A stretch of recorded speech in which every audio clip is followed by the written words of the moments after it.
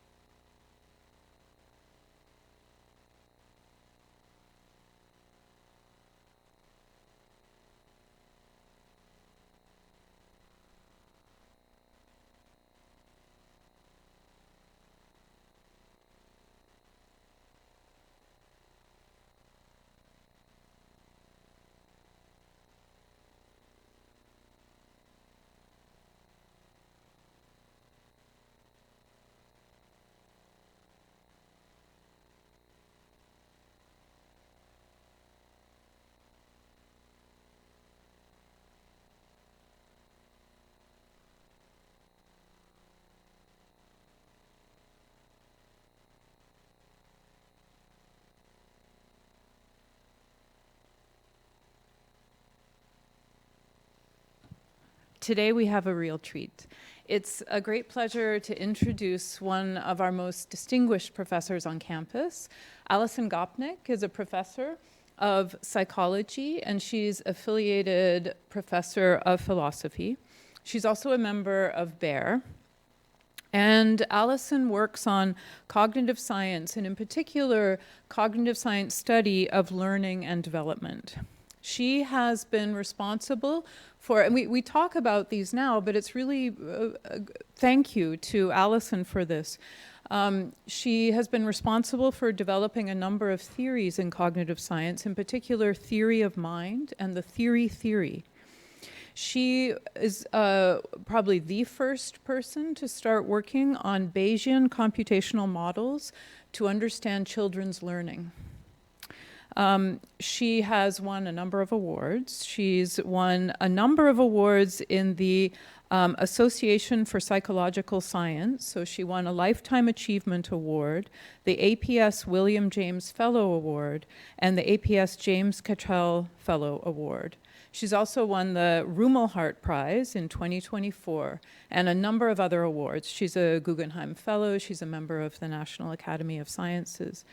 She's also won a number of awards for her great work in translating her results and explaining cognitive science theories to the public. She won the Carl Sagan Prize. She's given a number of really, really popular talks in terms of, including a TED Talk. She's been on the Colbert Report. And she's written a number of books, and I think a lot of you are familiar with these. They're wonderful. A number including The Philosophical Baby, The Gardener and the Carpenter, and The Scientist in the Crib. She is also responsible for bringing her theories and her results into the lab in a very expansive way. So several of us on the faculty have had the privilege of having Alison and her students work with our children through the Berkeley Child Study Center. So there's a number of child development centers. They're basically baby, toddler, preschool rooms for daycare for children. And Alison set up the program between UC Berkeley Research and these child study centers to be able to study children and how they develop and how they think, the cognitive science of children. And on a personal note, we have been beneficiaries of this because both of our children went through that system. And so you can sign up for studies, but you can also, or to have your children go through studies, but you can also just put them in the center and say, yes, you can study my children. So the researchers, a lot of Alison and her colleagues, graduate students, will come into the labs and will they'll have a study and you'll say, yes, my child can participate. And then they'll come in and they'll take the children, from the center and take them into a room and ask them questions. And, then the children get to go back to the room and it's a lot of fun. So one of the funny things, a little anecdote, and I told Alison this when we were together I think we met in a conference in Alberta several years ago. Our son, who is now 18, when he was 3, the teacher sent us a photograph of him with one of his 3-year-old friends because he and his friend had set up, they'd made themselves name tags and they were playing a game called Researchers. So what do researchers do? They come and they take their friends and they take them to a part of the room and then they ask them to do something, like they were weighing something on a scale and asking the other children. So this became integrated into the Child Study Center. So it's a great and wonderful pleasure to have Alison give this talk, and thank you very much for coming today. Yeah, I was going to tell that. That's one of my favorite stories about the children kept this up for an entire semester, that their favorite game was playing research, and they would say, yes, now we're doing research. So I'm not sure. I hope that what I'm going to talk about today will be as productive as the research in the Child Study Center. Okay, so I gather that the part of the point about this seminar is to try to move away from some of the ideas that people have had recently in AI, mainly inspired by these large language systems, to think about the kind of intelligence you would need if you were actually going to go out into the real world, figure out how the real world works by interacting with it. That's a very different kind of intelligence and capacity data sets. And what I'm going to do today is talk about some ideas that we've had recently about how that might be possible and how you can characterize it formally. And this is something where I would very much like help and thought from the people in this room about the best kind of formal methods for trying to implement these ideas. And the background of all of my work really goes back to this quote from Alan Turing in that 1950 paper, the famous mind paper where he proposed the Turing test as the test for artificial intelligence. It's funny because nobody quite knows this. The first half of the paper is all about, okay, let's do the Turing test. We'll see if we can fool people into thinking that we're talking to a person, sort of the LLM test. But halfway through, he said, maybe that's not the right idea. Maybe that's not actually the right test for intelligence. Maybe instead of trying to design a program that could simulate the adult mind, we should instead try to produce one that simulates the child's mind. And the reason why, brilliant Turing says this is because, of course, what children are doing is learning how to do all those things that adults can do. They're developing an adult mind from their experience and interaction with the world. And that's a much more profound kind of intelligence and cognitive capacity than just the capacity of the adult mind or the capacity to imitate what you see in the adult mind in the way that, say, large minds. So that, what we've been doing now for 25 years is trying to fulfill Turing's suggestion, trying to show something about how the child's mind is solving these really important problems and then trying to see if we can formalize that computationally. With the thought that if we could, that would help us to design artificial systems that could do the amazing things that children do. Children are by far the best learners that we know of in the universe. And vice versa, that we can understand how children can do as much as they can by thinking about them as computational systems. So that's the reason for thinking about children in this context. And one of the things that children do better than anything else, extremely well, and this has been 25 years of research, is learning about the causal structure of the world. And if you're thinking about intelligence broadly construed, you're thinking about the kinds of things that enable humans or artificial systems to get a good model of the world, to act in the world. This kind of causal understanding what causes what, is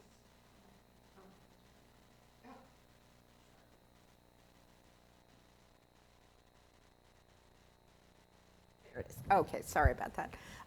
Is that kind of causal understanding what causes what, the causal structure of the world, is a really powerful kind of understanding. And of course, it's foundational to scientific knowledge. So when we have a scientific theory, we have other things as well, but a really important contribution of a scientific theory is that it tells you about causal relationships and causal structure.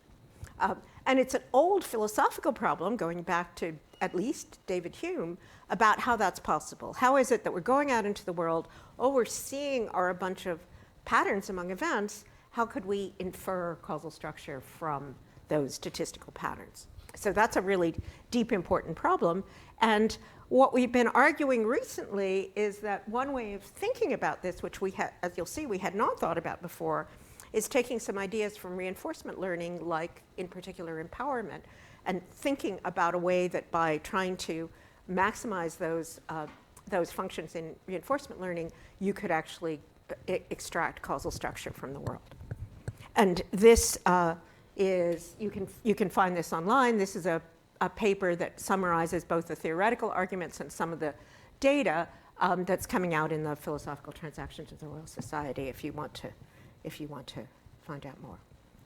Okay, so as I said, one of the basic questions that we asked is, how is it that children learn as much as they do about the causal structure of the world? And around the same time that we were starting this project, people like Judea Pearl were starting to do the same project in the context of artificial intelligence and computation. And what Pearl and others argued was that you could, in fact, find systematic relationships between the kind of causal hypotheses you had in data, and then you could use those systematic relationships to figure out the causal structure of the world.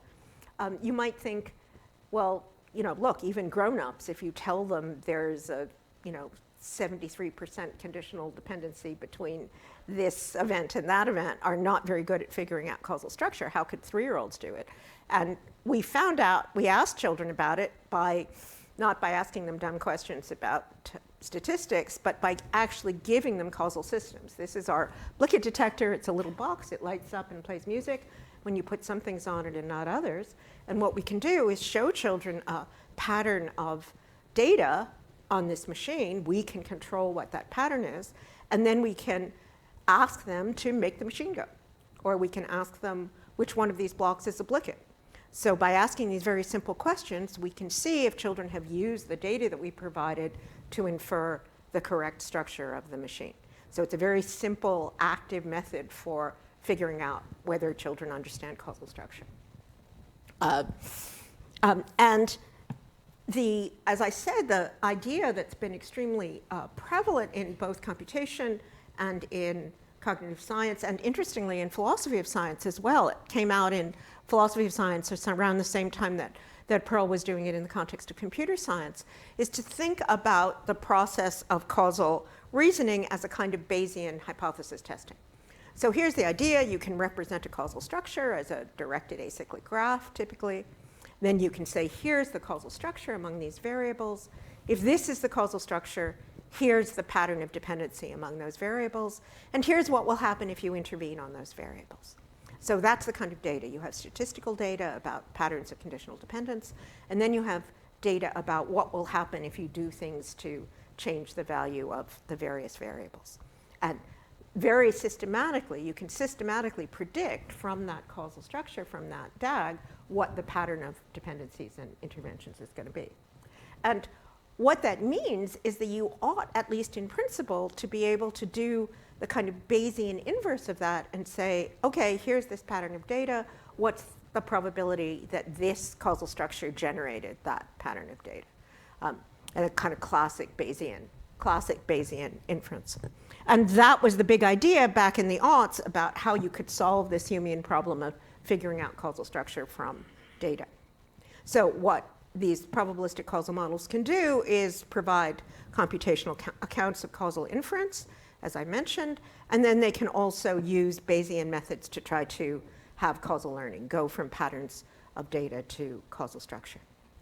And what we discovered over the last 20 years, somewhat, I should say, much to our surprise and very much to the surprise of the philosophers of science and computer scientists, was that even very young children, 3- and 4-year-olds, were remarkably good at solving these causal problems and seemed to do it in a way that was very similar to what this normative computational theory would propose. So when you looked at, this is a paper that just came out in Nature Reviews Psychology, where we reviewed this data and all these really difficult kinds of causal inference, it turns out that if you just ask kids the right way by using something like our Blickett detector, even 3- and 4-year-olds can solve these kinds of causal problems. And they do it in exactly the way that you would predict from the, say, the BayesNet computational framework.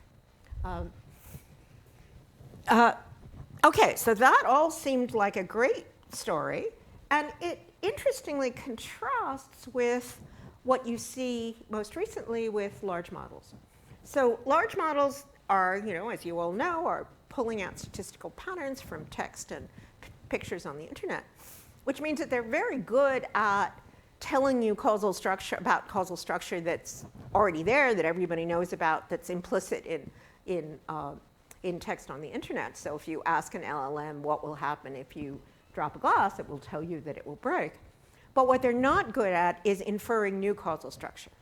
So what they're not good at, the thing that the scientists are good at, the thing that the 4-year-olds are good at, is going out into the world, seeing a new pattern of data that nobody's ever seen before, and inferring a new causal structure that nobody's ever seen or talked about or put on the web before. And we've done some work that's shown this, and other people have also shown this. They're not good at novel causal inference. And given how important causal inference is to all sorts of practices of human intelligence, that seems like a very serious limitation.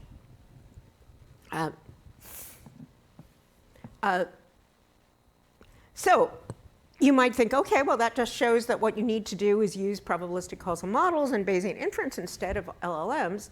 But it turns out that there's this big, profound problem with doing Bayesian inference. And I should mention that our work on Bayesian causal learning was part of a sort of general Bayesian turn in cognitive science in the aughts. So people started trying to use Bayesian methods to solve cognitive science problems in general.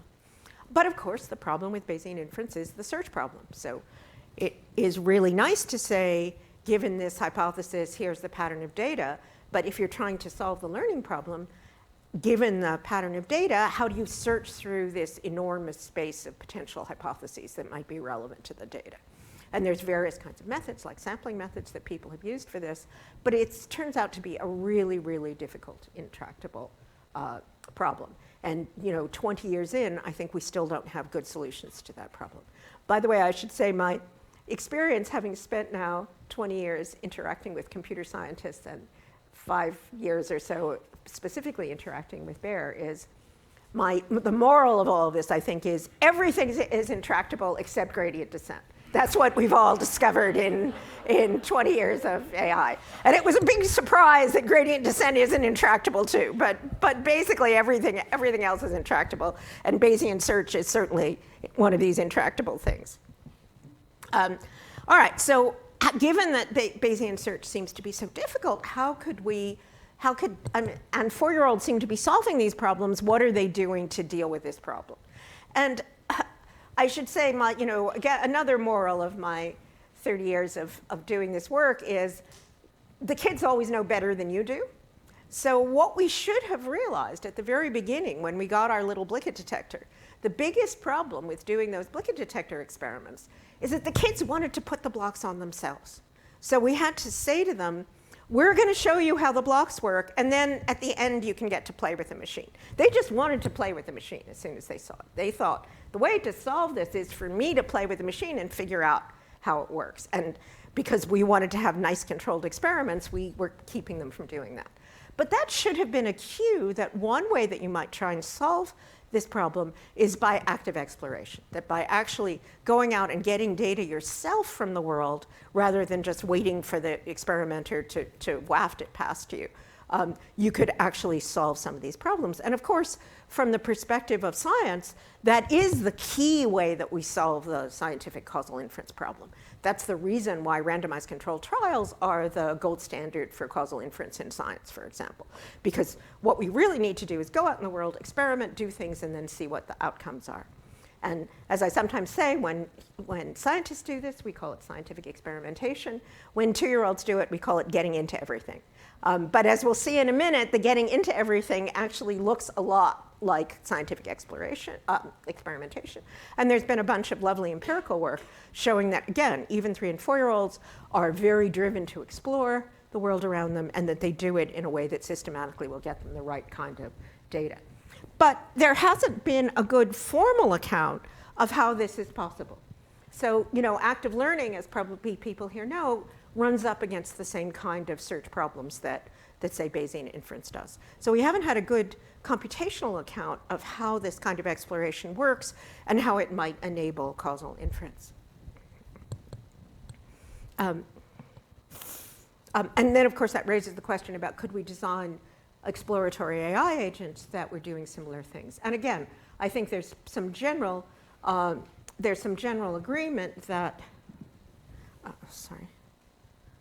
there's some general agreement that this is also a limitation of LLMs, that they don't go out and do experiments and actively get data from the world.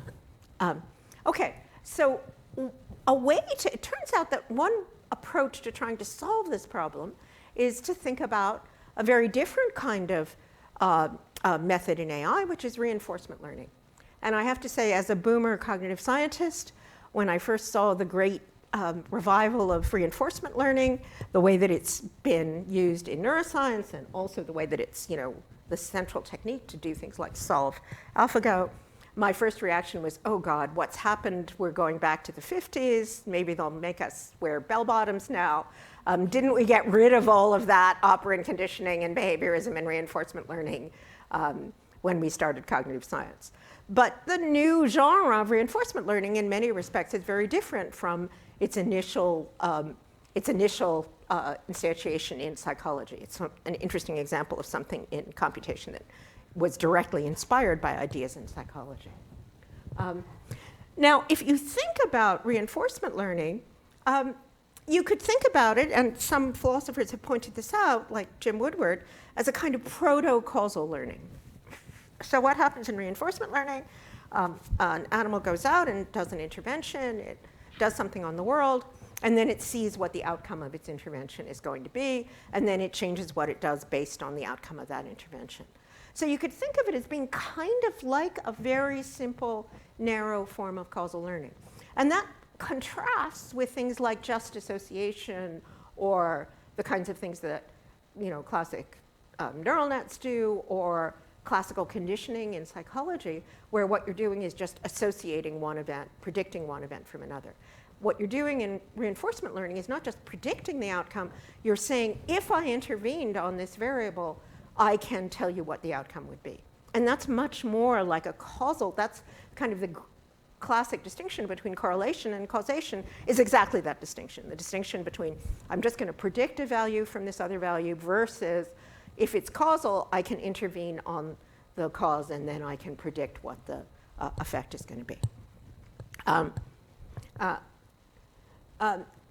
But on the other hand, so even though you might think, okay, it's kind of like causal learning, it also is different from causal learning, and it has very classic reinforcement learning has these various features that make it different from causal learning and make it hard to use it for causal learning. It's restricted to the animal's own actions. Importantly, it's always motivated by utility, right? So the way that the outcome influences the action isn't because the animal's got a model of the causal relation between the two, it's because the outcome made it better off or made it worse off. And in really classic, like model-free reinforcement learning, there isn't even any kind of causal model at all. It's just that, as a matter of fact, this will change the propensity of the action. And it seems to work very well, perhaps as a consequence. It works very well in narrow environments like AlphaGo, but it has a lot of difficulty in open-ended and high-dimensional environments. And reinforcement learning classically faces these explore-exploit trade-offs. So if you're just motivated by utility, if all you want to do is get a better score on the game or get more cheese, then you're very likely, and this is a constant failure mode for reinforcement learning, you're likely to just narrow in on the things that are going to lead you to that reward and not explore a lot of other possibilities in the environment that might, in the long run, lead you to even better reward. And if you contrast that with a kind of classical Bayesian causal learning, it's kind of the opposite. So the Bayesian causal learning is epistemically motivated. You're going out and trying to tell whether those DAGs are right or not.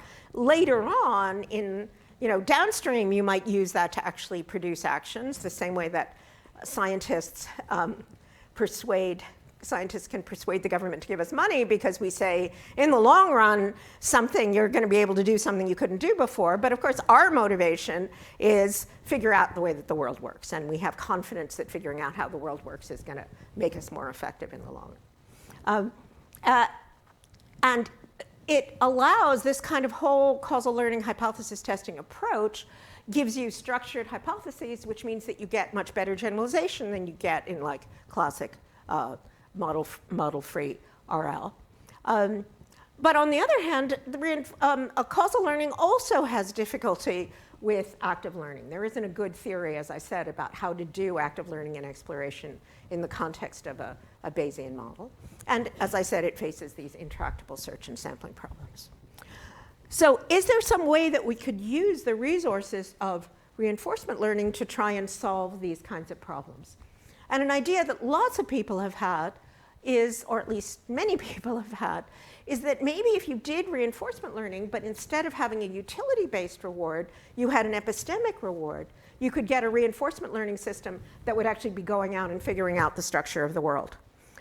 So maybe if instead of saying you get a score, you do something like try to have a information gain be a reward. And there's been a wide variety of different kind of curiosity-based, information gain-based reward models that have the idea that, okay, this is an intrinsic reward. You go out in the world, you try and learn, and rather than having some external reward, like, you know, you've got more cheese, it's something intrinsic to what you're doing in the world that's acting as a reward. And that reward is this kind of epistemic reward. You're being rewarded for figuring out about the world just by yourself, the way that scientists are rewarded. The problem is that the kinds of attempts to make those kind of epistemic rewards, things like information gain or curiosity or novelty, come up against what, I realize now this is another boomer reference, come up against what people have called the noisy TV problem. In the bad olden days, when you guys weren't born for the most part yet, the TV would have static, especially late at night. And if all you're trying to do is, say, increase information, then when you see that staticky TV, you're going to be getting new information all the time, but the problem is the information isn't going to be relevant. It isn't going to help you to do anything. And this turns out to be a failure mode of these novelty, curiosity-based, information gain-based systems. They'll just go and try and find something that's new, independently of whether that's going to be helpful or help them to actually understand something about the way that the environment works. So they end up with this overly broad exploration. Now, an idea that, again, is fairly old, it was first articulated 20 years ago, is that maybe if you used a different kind of epistemic intrinsic reward, this reward of empowerment, that would help to narrow the kind of exploration that you do. And the idea of empowerment is actually fairly simple. It's that what you're trying to do is maximize the mutual information between your actions and your outcomes. So instead of just trying to find mutual information between any kind of event, the events that you focus on are what I did or what someone else did, an action, and then the outcome that followed that action. And then at the same time, what you're trying to do is to produce as many different kinds of actions as you can, so you don't just get stuck in a deterministic loop. So those two things together, you want things to be controllable, you want to figure out what actions you can do actions where you can predict what's going to happen in the outcome, and then you want them to be variable. You want to be able to produce lots of different actions with lots of different outcomes. And this empowerment reward rewards exploration and environmental structure, if you think about it, right? What it rewards is go out, do a whole bunch of things, and then if what you do predictably leads to an outcome, continue to do that. That's the thing that you want to do, independently of whether that outcome is a good one or a bad one. And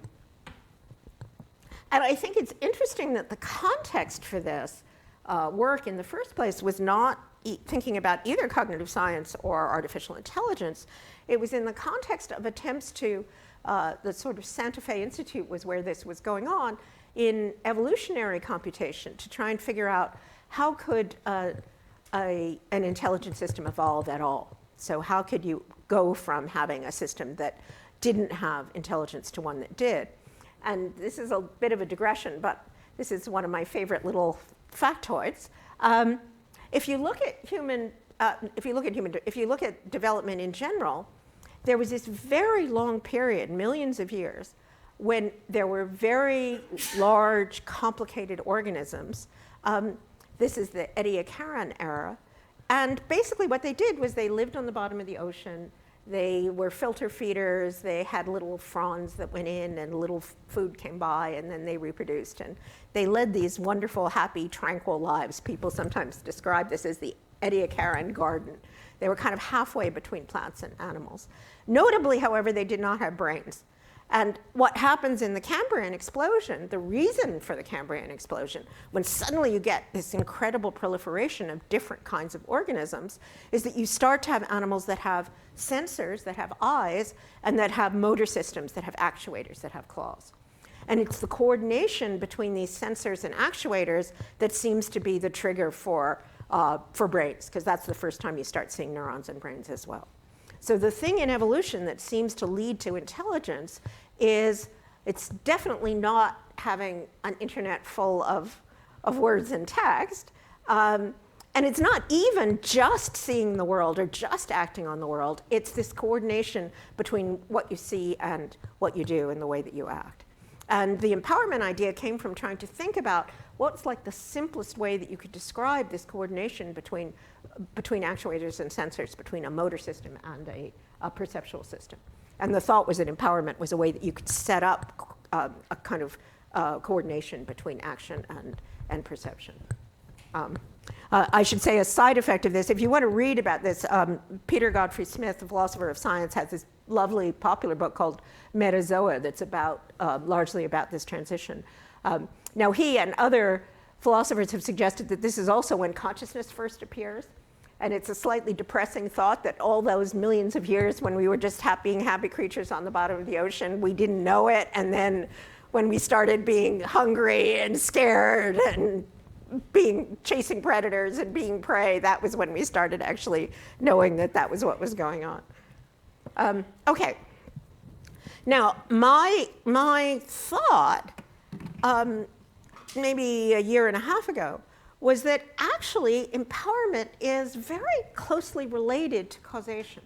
So if you think about the kind of interventionist picture of causal learning that you have in someone like, Judea Pearl's ladder of causation, where you start out just thinking about correlation, but then think about intervention and counterfactuals, that empowerment is really a method for figuring out what the outcomes of your interventions are going to be. Because what empowerment does is say, look for systematic relationships between your actions and the outcomes of those actions. And the very definition of a causal relation in, say, the Pearl framework, or more generally in this philosophical interventionist framework, is a relation is causal if and only if you intervene to change the value of the variable that's the cause, you will change the value of the variable that's the effect. The technical term I like to use for this is wiggling. So essentially it's causal if you wiggle the cause and then the effect wiggles.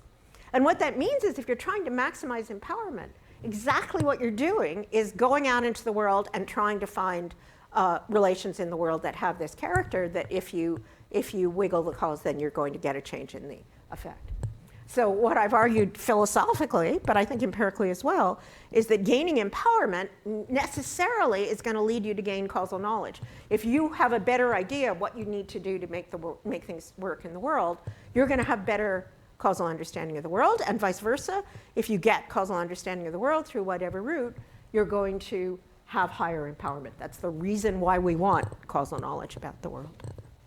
And in fact, if you think about psychology from this perspective, it turns out that there's actually a whole lot of evidence in developmental psychology that empowerment is a really major motivator for even the youngest babies, even the youngest infants.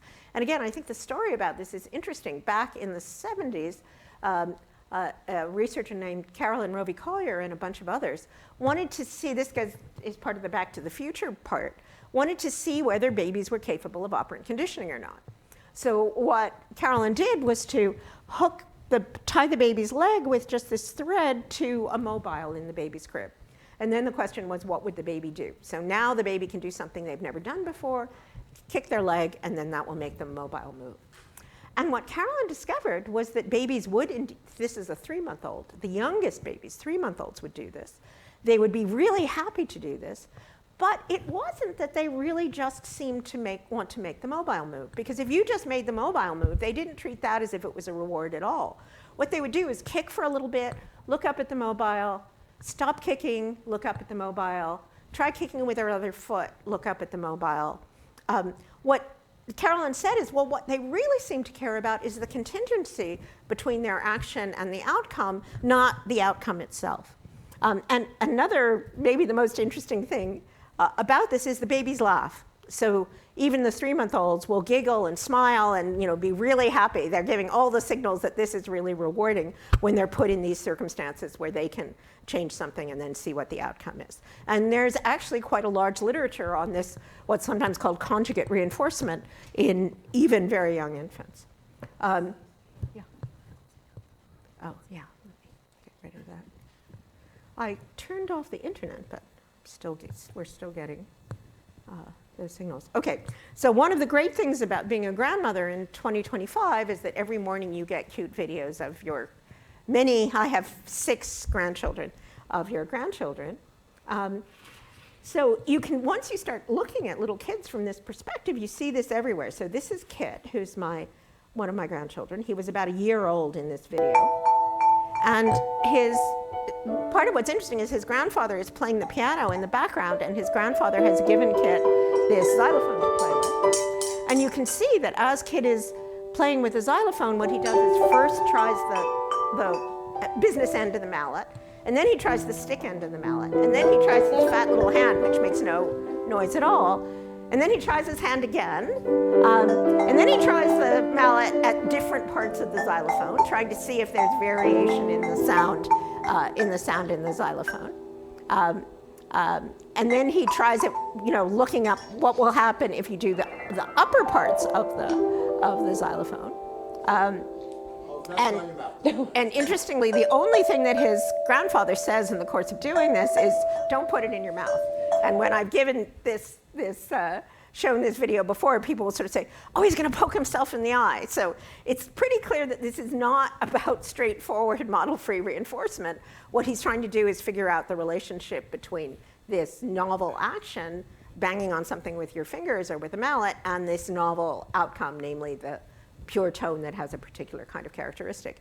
And note that this is exactly the sort of thing that you can figure out from causal inference that you couldn't figure out from some innate intuitive physics. It's not a relationship that you would just be given for free. It's exactly the sort of novel thing that you need to figure out by actually doing causal inference.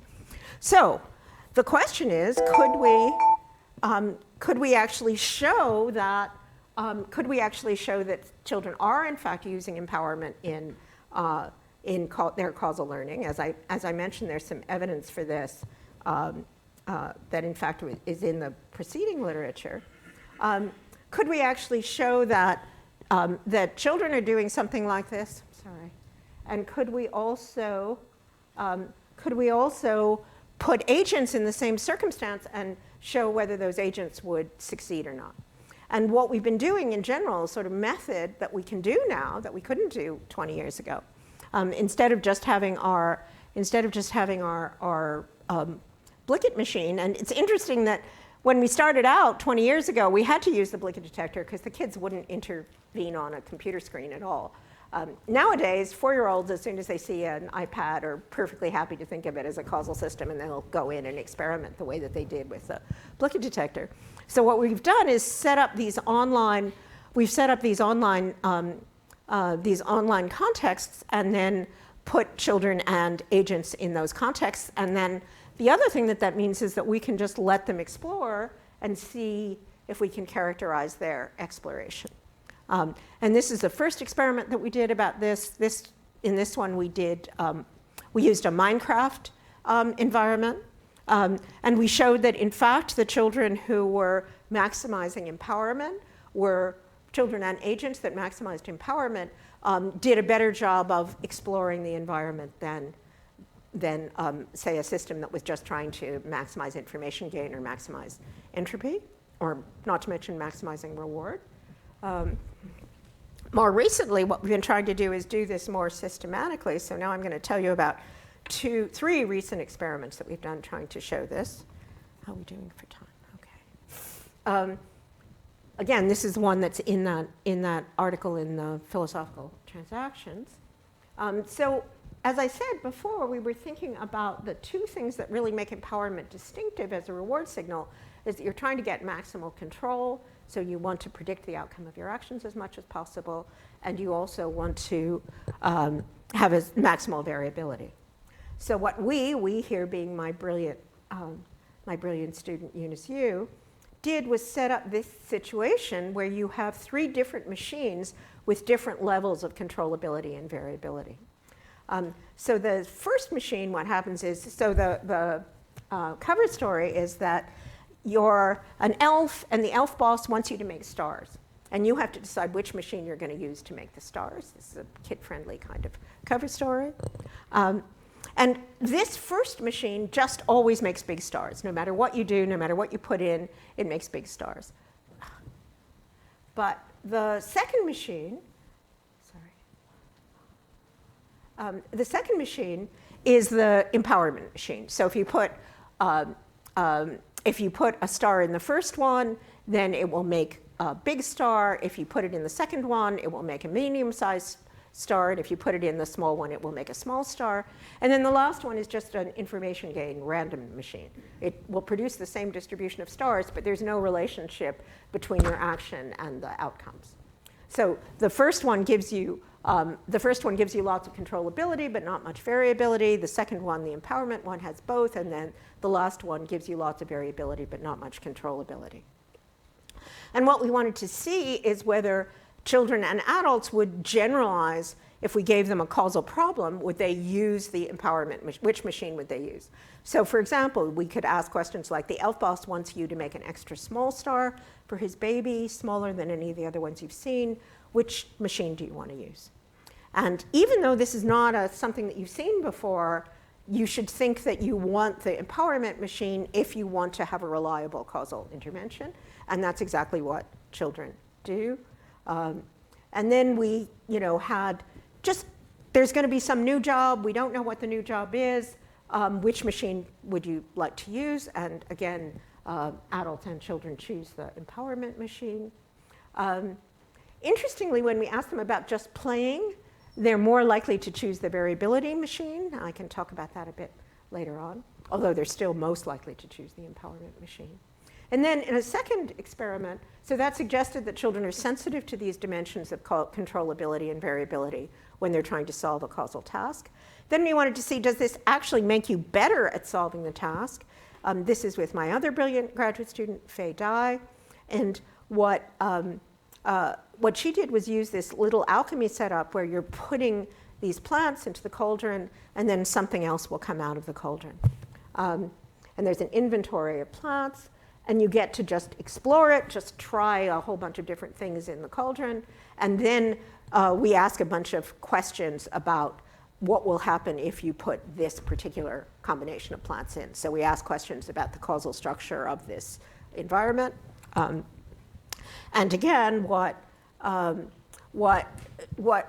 Fei found was that during the exploration session, you could see how much the children were using some form of empowerment. Were they trying to maximize empowerment?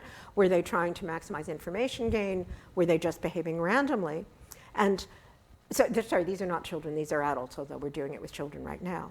And what we found was that the more the adults were maximizing empowerment in the exploration phase, the better they did on the causal questions.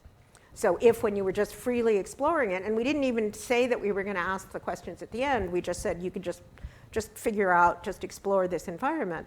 The more you did that in a way that suggested that you were seeking empowerment, the more you were looking for relationships between your actions and outcomes, the better you did on these causal questions about how the environment actually worked. And in the most recent experiment, we've been taking that and putting it in a tool use of physical reasoning environment with Kelsey. This is a collaboration with Kelsey Allen. And in this environment, it's a simple 2D environment, but it involves different kinds of intuitive physics. So you can put kids and agents in environments that have different kinds of intuitive physical properties. And then you can both let them just explore this and then give them specific tasks. So here's the way it works. There's a potential tool, there's a target, and there's a goal. And the features of the physical environment mean that it's actually pretty tricky about using the tool to actually succeed at solving this task. So you can see here's all the different things that you could try and the failure modes that would result before the very last one. All the ways that you could mess this up by putting the ball in the wrong place. But if you experiment with it, if you actually try different kinds of things, you can work out the general principle of how it works, and you can figure out how to use this, use the ball to actually, use the blue ball to actually make the red ball go into the green basket.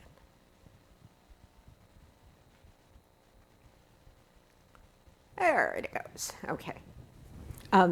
So what we did was, again, take this physical environment now with children, and we chose 5 different and Kelsey has done some of this work with adults. we used 5 different virtual environments.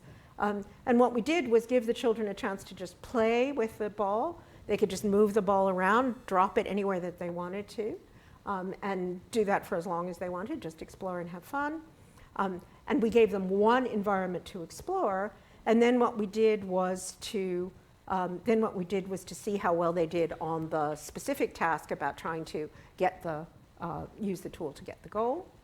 And we, again, measured how much the children's exploration could be understood in terms of, the children's exploration could be understood in terms of empowerment.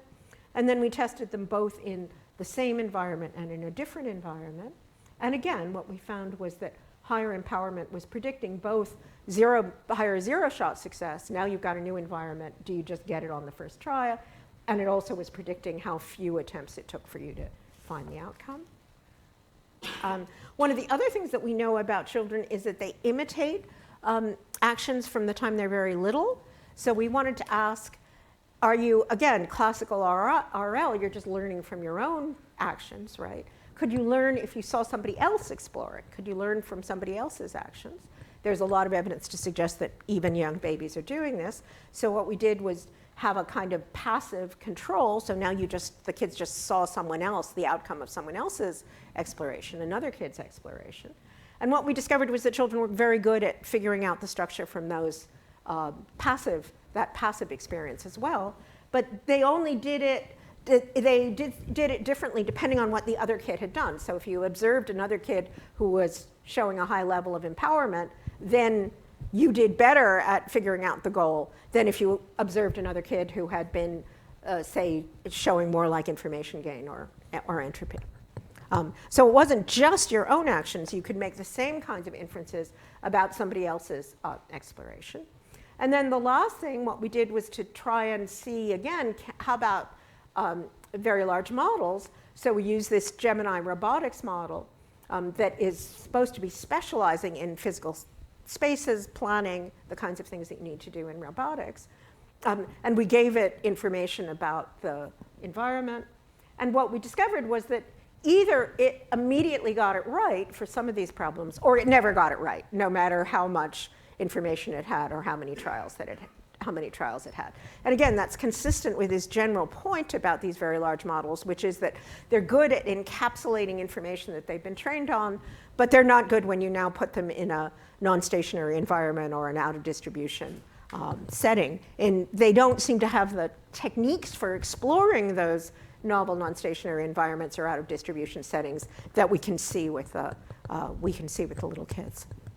All right, so let me end there. One thing that I'll just mention in passing is that a really interesting question that some people at Berkeley have actually explored is, how about when you're trying to get empowerment not just for you, but for other people? So if you have an AI assistant, you don't want it to just be dictating what you're doing. What you really want is for it to make it possible for you to do a wider range of different kinds of outcomes. And I think vice versa, if you actually did have an autonomous AI system, you wouldn't necessarily want to solve the alignment problem by just turning it into, a Stepford wife or a slave. What you'd want is to figure out a way that you could give it capacities for empowerment, and I can talk about that a little bit more later on.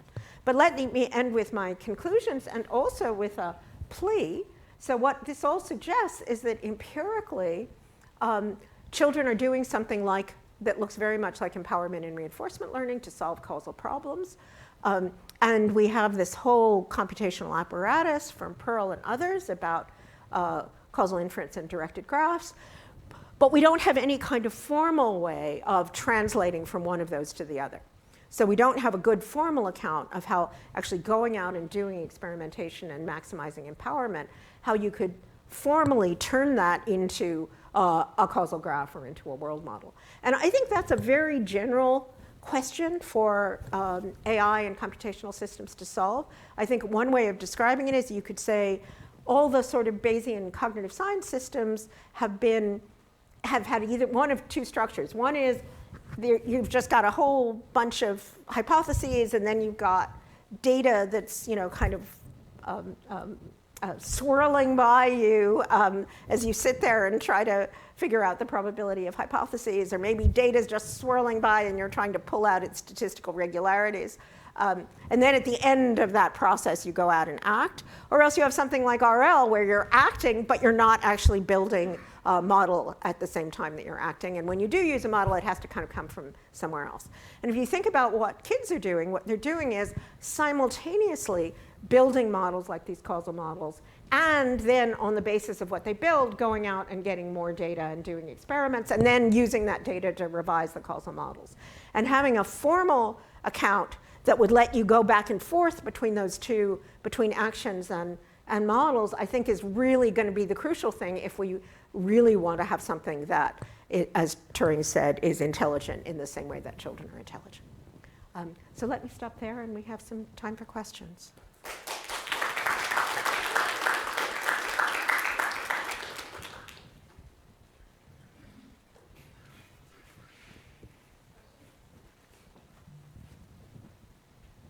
Yeah.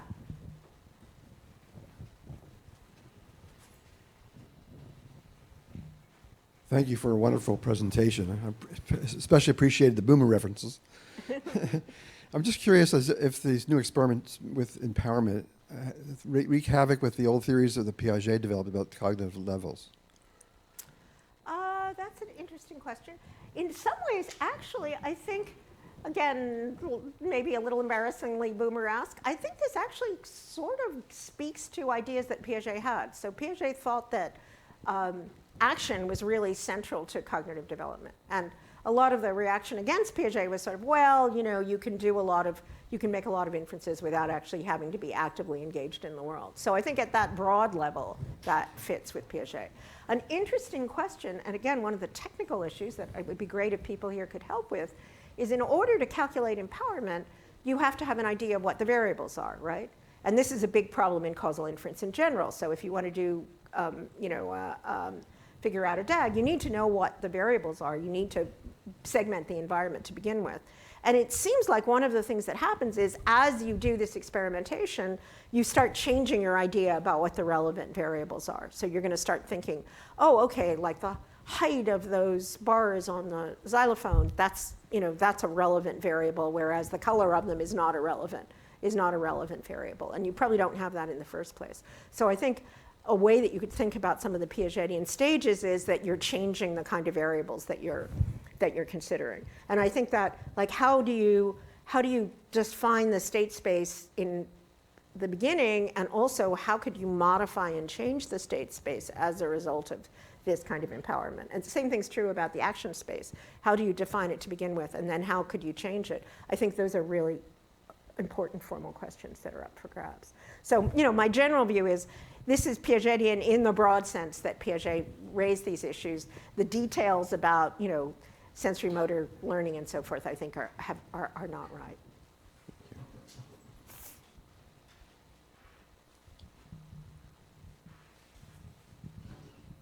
Yeah.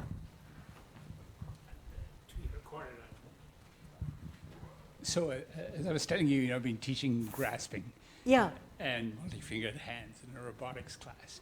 So one of the things I was plugging to the class is, how children learn the difference between power grasps and more manipulable, dexterous grasps. And, when looking at your grandson learning to use the xylophone, I was struck by also some of the... Right. So can you tell a little bit? See, that seems to be even more fine-grained than just causation. Right. So what is your... Yeah, that's a great question. And one of the things that this empowerment perspective has made me think about, even sort of philosophically, is, typically people, and again, this is this kind of division between cognition and action. Typically people have thought about cognition as just being these theories. But what about skill? I mean, I think there's a good argument that when you become skilled, you understand the causal structure of the thing that you're skilled about in a way that you didn't before. So in a way, knowing I need a power grasp here and I need a finer grasp here is because you know something about what the causal outcomes of those two kinds of grips are going to be. And typically people haven't thought about skill learning or motor learning as if it's a kind of causal learning. But I think you could make a good argument that it is. I mean, if you think about my grandson and his grandfather, playing a piano, right, is this really novel skill. His grandfather, who's a really, really excellent piano player, in some sense, I think implicitly knows something about what the causal relations are between all these fine finger movements and what the outcomes, the auditory outcomes are going to be.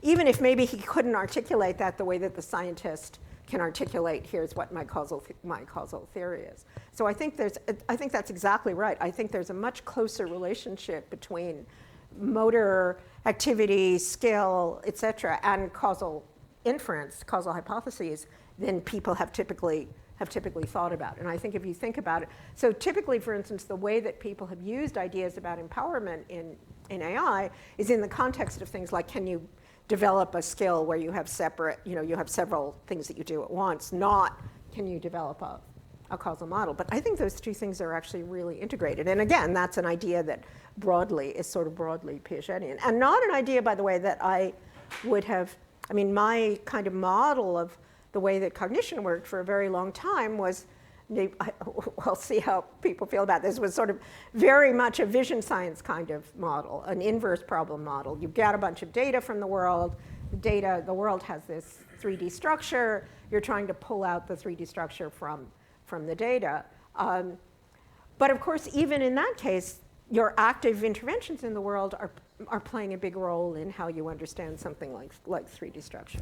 So now I'm thinking it's more like a kind of motor control, inactive control theory kind of problem. And I think it would be very helpful to try and take some of the formal apparatus and try and put it in the context of thinking about cognition. So, if I'm a little, again, from a boomer perspective, I find myself thinking, oh my God, am I turning into like a Heideggerian inactivist? That's really terrifying thought as you grow older.